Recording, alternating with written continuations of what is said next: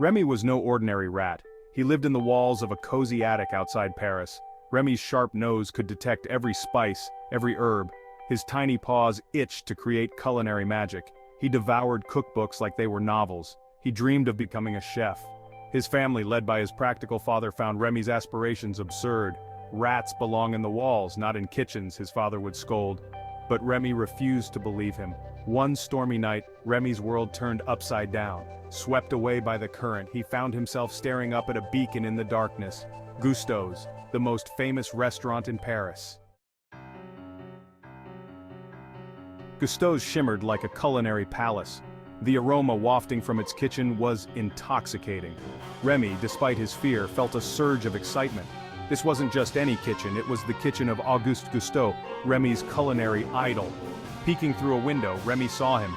Linguini, a clumsy young man, desperately trying to salvage a pot of soup he'd accidentally ruined. Remy's instincts took over. Ignoring the danger, Remy snuck into the kitchen. He scurried across the floor, dodging feet and falling utensils. He reached the pot, his heart pounding. With a flick of his tail, he added a dash of salt, a pinch of pepper, a sprig of thyme. The soup became an instant sensation. Customers raved. Critics declared it a culinary masterpiece. Linguini, hailed as a genius, was utterly confused. He knew he hadn't created that soup. Then he saw him. Remy, perched on a kitchen shelf, his tiny nose twitching. Their eyes met.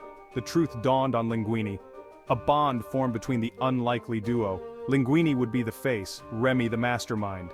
They would communicate through a system of tugs on Linguini's hair. Skinner, the restaurant's scheming sous chef, saw through Linguini's facade. He suspected Remy's involvement and plotted to expose them. The pressure mounted. Linguini, overwhelmed by the demands of the kitchen and the weight of his lineage, faltered. He began to doubt himself, his abilities, his partnership with Remy. Remy, witnessing his friend's struggle, felt a surge of responsibility. One night, during a particularly grueling dinner service, disaster struck. Skinner, in a desperate attempt to sabotage Linguini, revealed Remy to the horrified staff. Chaos erupted. Linguini, exposed and humiliated, fled the kitchen. Remy, watching his dreams crumble, felt a pang of despair. But Remy was not one to give up easily. The opportunity arose when Anton Ego, the most feared food critic in France, arrived at Gusteau's. Linguini, inspired by Remy's unwavering belief, returned to the kitchen. They had one shot at redemption, at proving that their partnership wasn't a gimmick, but a testament to the transformative power of food. Together, they decided to create a dish that embodied their journey, their struggles, their triumphs, ratatouille. The kitchen became their canvas, the ingredients their paints. Remy, perched on Linguini's head, guided his every move. They worked in perfect sync, their movements a dance of trust and shared passion. When the dish was presented to Ego, a hush fell over the restaurant. He took a bite, his stern expression softening. For the first time in his career, Ego was speechless. Ego's glowing review sent shockwaves through the culinary world. Gusteau's, once on the verge of closure, became the hottest restaurant in Paris. But the victory was bittersweet. The truth of Remy's involvement was out. Skinner was exposed and fired. Linguini, hailed as a visionary, acknowledged Remy's contribution, but the restaurant was forced to close due to the presence of rats. However, this was not the end, but a new beginning. Linguini invested his inheritance in a new venture, La Ratatouille. This wasn't just a restaurant, it was a haven, a place where humans and rats could coexist. La Ratatouille was an instant success. Remy's story is a testament to the power of perseverance, of embracing one's passions no matter how unconventional they may seem. He taught the world that anyone can cook, regardless of their background, their species, or the obstacles they face.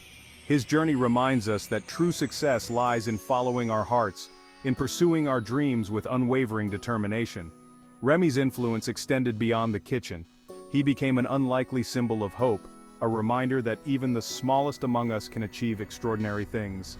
His story inspired countless others to pursue their own passions. He showed the world that greatness can come from the most unexpected places. Remy's legacy lived on, not just in the delectable dishes served at La Ratatouille, but in the hearts of those his story touched. The impact of Remy's journey extended far beyond the walls of La Ratatouille. His story became a beacon of hope, a testament to the transformative power of passion, perseverance, and the courage to embrace one's true calling. He challenged preconceived notions and societal norms, proving that greatness can emerge from the most unexpected places. Remy's influence resonated with aspiring chefs, dreamers, and anyone who dared to believe in a world where limitations were self-imposed. He became a symbol of inclusivity, demonstrating that culinary excellence knows no species, background, or social standing. His legacy encouraged collaboration, reminding us that the most extraordinary achievements are often the result of diverse talents uniting for a common goal. Generations to come would hear Remy's tale with wonder and admiration. His story would be passed down through families, shared in culinary schools, and celebrated in kitchens around the world.